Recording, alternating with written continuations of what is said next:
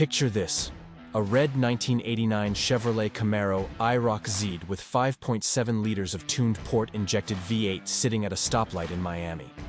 The year is 1989. Neon lights reflect off the hood. Inside, 230 horsepower of high-tech American muscle. The driver revs the engine. The computerized fuel injection responds instantly. This is the future. At least, that's what Chevrolet promised. Next to it pulls up a silver Ford Mustang LX 5.0. Lighter, simpler, cheaper, and with 5 less horsepower. On paper, the iRock should destroy it. But the Mustang driver just smiles. Because he knows something Chevrolet doesn't want to admit. The streets don't care about technology. They care about results. The light turns green. Both cars launch. The iRock spins its wider tires, traction control fighting for grip. The Mustang, already moving. By 60 miles per hour, the Mustang is ahead. By the quarter mile, it's over.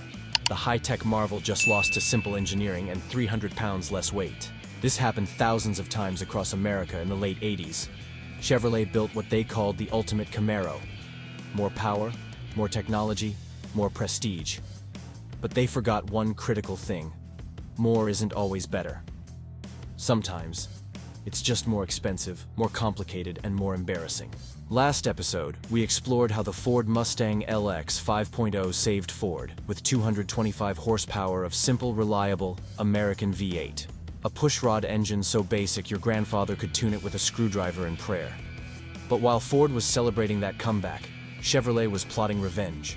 And their answer was the iRock-Z with the L98 5.7-liter tuned port injection engine. 230 horsepower, computerized fuel delivery. The future wrapped in T-tops and ground effects. Chevrolet looked at the Mustang's success and thought, we can do better. Better specs, better technology, better everything. The result? The 1989 Camaro IROC-Z. $18,000 of high-tech muscle that should have buried the $13,000 Mustang. Should have. Plot twist. It didn't. Not even close. The iRock-Z wasn't just a Camaro. It was a statement. The name itself came from the International Race of Champions series, professional racing where the best drivers competed in identical cars. Chevrolet paid millions to license that name. They wanted everyone to know, this wasn't your basic Camaro. This was the iRock, International Race of Champions, the pinnacle of American performance. At least, that's what the brochure said. Now let's talk about that L98 engine, because this is where reality and marketing separated like oil and water. The 5.7-liter TPI V8 made 230 horsepower and 330 pound-feet of torque. 5 more horses than the Mustang, 30 more pound-feet. Chevrolet engineers celebrated. Then the car hit the streets, and the celebrations stopped. Here's what Chevrolet's marketing didn't tell you about tuned port injection. It was controlled by an electronic control unit with less computing power than a modern calculator. Beautiful aluminum intake runners that looked like NASA engineering. A computerized fuel system that required specialized equipment to diagnose. And tuning? Forget backyard modifications. You needed a prom chip programmer, dynamometer time, and either an engineering degree or a very expensive specialist. The Mustang? Bolt on a bigger throttle body, enjoy your extra 50 horsepower, drive home. But the TPI's worst enemy was heat. Those gorgeous aluminum runners sat directly over the hot V8, absorbing engine heat like a sponge soaking up disappointment. After a few hard pulls, intake air temperature climbed. Power dropped. The computer pulled timing to prevent detonation. Your advertised 230 horsepower became 190 after 15 minutes of aggressive driving. The Mustang's simple design? Consistent power all day long. Physics doesn't respect marketing budgets. Then there was the weight problem. 3,500 pounds of American optimism. T-tops added weight. Ground effects added weight. Luxury interior added weight. All that high-tech TPI equipment? More weight. The Mustang LX 5.0? 3,200 pounds. Do the math, 230 horsepower divided by 3,500 pounds equals disappointment. 225 divided by 3,200 equals victory. Less power. Better power-to-weight ratio. The streets voted with their wallets. In November 1989, Car and Driver magazine ran a comparison test. iRock-Z 5.7 versus Mustang LX 5.0. the numbers told a brutal story. Quarter-mile times? Mustang, 14.6 seconds. iRock, 15.1 seconds. 0 to 60? Mustang, 6.5. iRock, 7.1. The magazine's conclusion, and I'm quoting directly here, "The iRock is a technological showcase that forgot to showcase actual performance." Ouch. That quote appeared in automotive journalism for years. Chevrolet couldn't escape it. Here's something nobody expected. iRock owners started modifying their cars to be more like Mustangs. They removed the complex TPI system, that expensive cutting-edge technology, and installed old-school carburetors. Seriously. People paid $18,000 for fuel injection, then ripped it out to bolt on a $700 Holley carburetor. Why? Because simple worked. Because carburetors didn't need computers. Because backyard mechanics could tune them. The iRock became famous for owners deleting its signature technology. Let that sink in. The price difference made everything worse. $5,000 separated these cars. $5,000 for less performance, more complexity, and the privilege of explaining to your friends why the better car kept losing. Street racers did the math quickly. For that $5,000 premium, a Mustang owner could buy a supercharger, heads, cam, exhaust, suspension, and still have money left for tires. The iRock Premium bought bragging rights at cars and coffee. That's it. Let's discuss the aftermarket, because this is where the iRock's fate was sealed permanently. By 1990, Ford's 5.0 had hundreds of companies making go-fast parts, supercharger kits, better heads, aggressive camshafts, everything bolted on with basic hand tools. The iRock? A few brave companies tried supporting TPI. Most gave up within 2 years. Tuning TPI was like performing surgery with oven mitts. Technically possible, but absolutely miserable. The Mustang welcomed modifications. The iRock fought them like a stubborn teenager. Handling? Chevrolet claimed the iRock was superior with its sophisticated suspension geometry. And on smooth test tracks with professional drivers, maybe it was. But on real streets, the extra 300 pounds canceled any suspension advantage. The T-tops flexed under hard cornering. Structural rigidity sacrificed for removable roof panels. Every hard turn reminded you. This car prioritized looking cool over being fast. The Mustang's fixed roof, stiffer chassis, sharper turn-in, less weight transfer. Simple physics laughing at expensive engineering. And here's something Chevrolet really didn't want to discuss. Reliability. That sophisticated TPI system looked beautiful in the brochure. Expensive to diagnose when it failed. Mass airflow sensors died without warning. Throttle position sensors quit mid-drive. The computer was a mysterious black box costing a fortune to replace. Meanwhile, the Mustang's pushrod 5.0 was nearly indestructible. Basic sensors, proven technology. Any mechanic in America could fix it. Parts were cheap. Labor was cheaper. The iRock required specialists and prayers. Insurance companies noticed the pattern too. IROC-Z premiums climbed through the roof. High theft rate, high crash rate, high repair costs. Young drivers, the core muscle car market, couldn't afford to insure them. The Mustang? Still expensive, but manageable. Another point for Ford's philosophy. Build cars for people who actually drive them, not people who admire magazine specifications. The drag strips told the final story every Friday night. Mustang owners showed up with $50 modifications running 13s.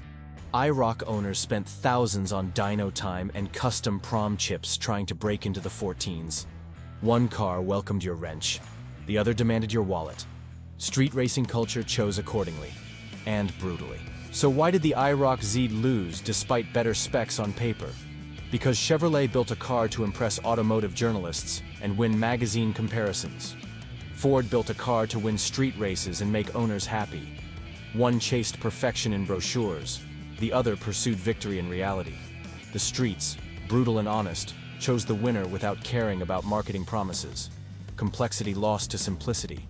Sophistication lost to execution. 230 horsepower lost to 225. There's another truth nobody discusses. Timing. The iRock-Z peaked right as insurance companies were executing high-performance cars. By 1990, insuring a two-door sport coupe with a V8 cost more than the car payment. The muscle car era was dying again. The iRock arrived at the party just as the cops showed up to shut it down. The Mustang, already established, already proven, already building the community that would sustain it through the dark 90s ahead. In 1990, Chevrolet discontinued the IROC-Z name entirely. The licensing deal with International Race of Champions ended. GM didn't renew it. Millions spent building the brand. Then abandoned. The car continued as Camaro Z28, but the damage was done. The iRock name, and the prestige it supposedly carried, died after just 5 years. 5 years. Ford kept the Mustang nameplate alive for 6 decades. That difference tells you everything about commitment versus marketing. Meanwhile, Ford kept developing the 5.0 platform. 1993 brought the Cobra with 235 horsepower.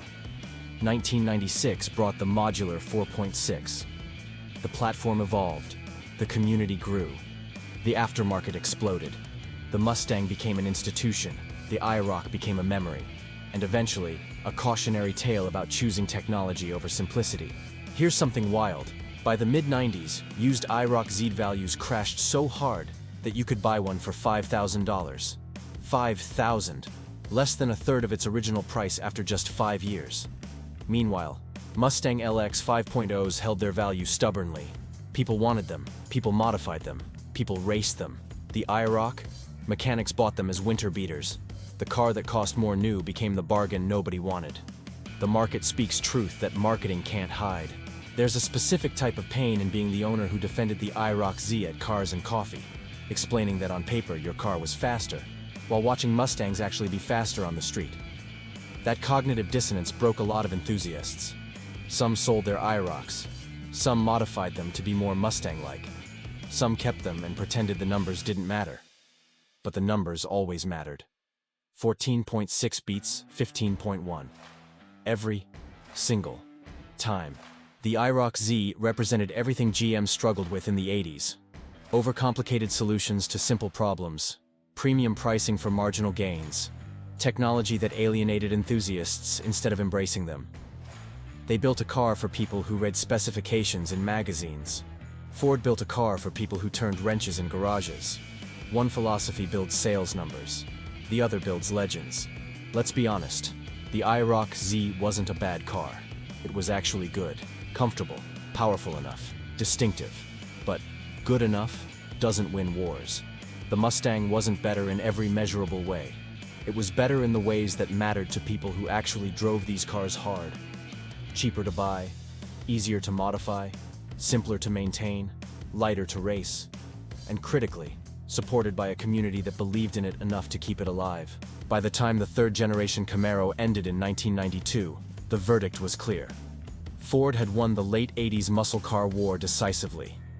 Not with more power, not with better technology, with simplicity, reliability, and understanding what street racers actually wanted. The 5.0 Mustang became a cultural icon. The IROC-Z became a footnote with a complicated fuel system. Today, when you see a clean IROC-Z at a car show, there's a strange melancholy to it. This car represented dreams, GM's dream of sophisticated American performance, engineers' dreams of computerized precision, designers' dreams of 80s wedge aesthetics. But dreams and reality separated on the streets. The iRock dreamed too big and executed too small. The Mustang dreamed realistically and delivered consistently. The collector market today tells the final story with brutal clarity. A pristine 1989 iRock-Z 5.7? $20,000 to $30,000 if everything is perfect and mileage is low? A comparable Mustang LX 5.0? $30,000 to $40,000, sometimes more for special examples. The car that cost less new commands more today. The streets voted in 1989. The collectors confirmed the verdict 35 years later. History isn't kind to complexity that doesn't deliver. But here's what makes the IROC-Z story beautiful in its own tragic way. It has developed a dedicated cult following. Enthusiasts who love underdogs. People who appreciate third-generation Camaro's wedge shape and pure 80s aesthetic. They celebrate what the iRock represented. GM's last serious attempt at sophisticated American performance before accountants took over completely. It's not about winning anymore. It's about preserving a specific moment when Detroit believed technology could solve everything. It couldn't. but the belief was real. The IROC-Z teaches something important about American muscle cars. They were never really about specifications. They were about accessible performance. Cars working people could buy, modify, and race without engineering degrees or specialist tools. The Mustang understood this deeply. The iRock forgot it completely. One car stayed true to muscle car philosophy. The other chased prestige and lost its soul. There's a reason the Mustang survived, and the iRock didn't. The Mustang was built by people who understood that the best car isn't the one with the highest peak horsepower or the most advanced technology. The best car is the one that makes you smile when you turn the key, doesn't bankrupt you when something breaks, and welcomes your modifications instead of fighting them. The iRock had better specs. The Mustang had better philosophy. Philosophy 1. If you own an IROC-Z today, you're preserving something rare. Not a dominant muscle car, not a street racing legend, but a moment in time when American engineers believed complexity was the future. They were wrong, but their belief created something distinctive. The IROC-Z didn't fail because it was poorly built. It failed because it was built for a world that didn't exist. A world where street racers valued sophistication over simplicity, where enthusiasts preferred computers over carburetors. That world never came. The iRock waited for it anyway. The late 80s muscle car war ended with a clear winner, and it wasn't the one with 5 more horsepower or fuel injection technology. 230 lost to 225. High-tech lost to simple. Expensive lost to affordable. The iRock-Z proved something Detroit keeps forgetting. Specifications don't win races, execution does. You can have more power, more technology, more prestige. But if the car is heavier, more expensive, harder to modify, and less reliable, you lose. Ford remembered this. Chevrolet learned it the expensive way. 230 horsepower lost to 225. Technology lost to simplicity. The 80s in a single stoplight race. The iRock-Z wasn't a failure. It was a dream from a decade that loved dreaming too big. Today, when you see one at a car show, remember, it didn't lose because it was bad. It lost because sometimes the best car on paper writes the saddest story on the streets. The Mustang didn't just beat the iRock. It outlasted it, outgrew it, and became the legend Chevrolet thought they were building. This is Car Chronicles, where the car with better specs doesn't always write the better story.